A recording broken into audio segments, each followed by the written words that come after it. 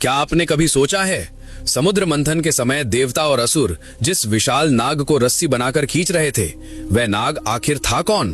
कैसे एक ऐसा नाग जिसकी फुफकार से पूरी सृष्टि कांप उठती थी, देवताओं के आदेश पर समुद्र मंथन में बंध गया?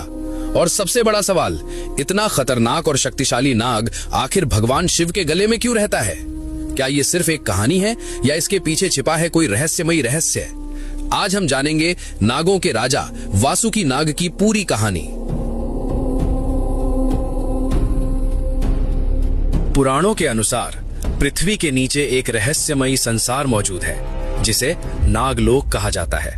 ये कोई साधारण जगह नहीं, बल्कि एक अद्भुत और रहस्यमयी राज्य है जहां शक्तिशाली नागों का साम्राज्य है।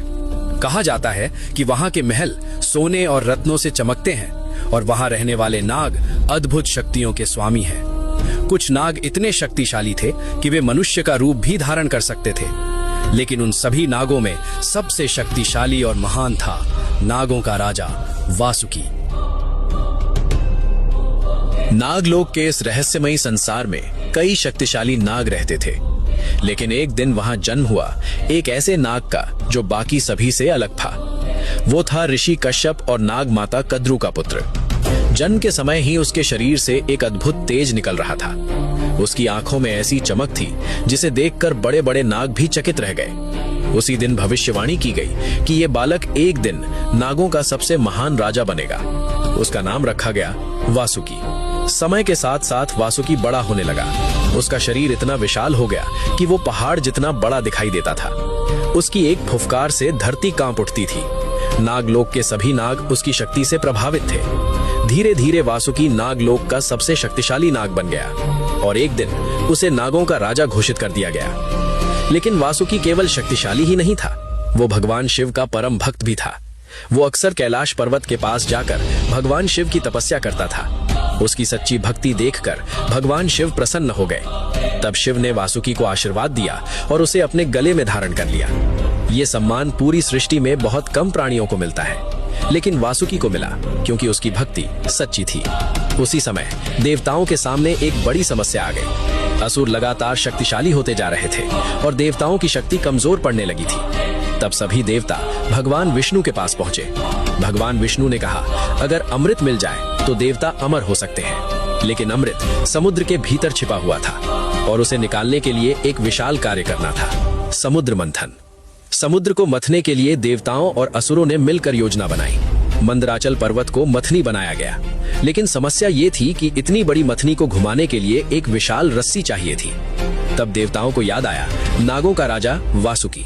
वे नागलोक पहुंचे और वासुकी से सहायता मांगी। वासुकी जानता था कि यह कार्य बहुत कठिन है। उसका शरीर देवताओं और असुरों के बीच खींचा जाएगा, लेकिन सृष्टि की भलाई के लिए उसने ये जिम्मेदारी स्वीकार कर ली और इस तरह वासुकी समुद्र मंथन की रस्सी बन गया।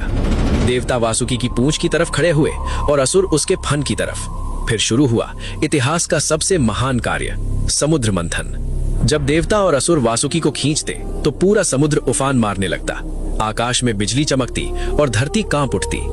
समुद्र मंथन के दौरान अचानक समुद्र से निकला एक भयानक विष। ये था हलाहल विष।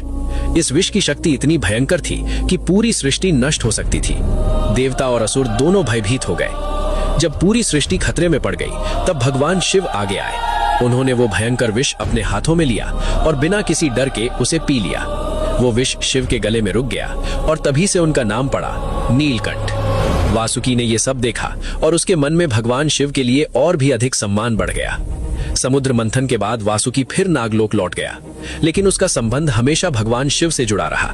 आज भी शिव की मूर्तियों में वासुकी को उनके गले में देखा जा सकता है। लेकिन एक सवाल आज भी रहस्य बना हुआ है, क्या नागलोक सच में मौजूद है और क्या वासुकी नाग आज भी भगवान शिव के साथ है?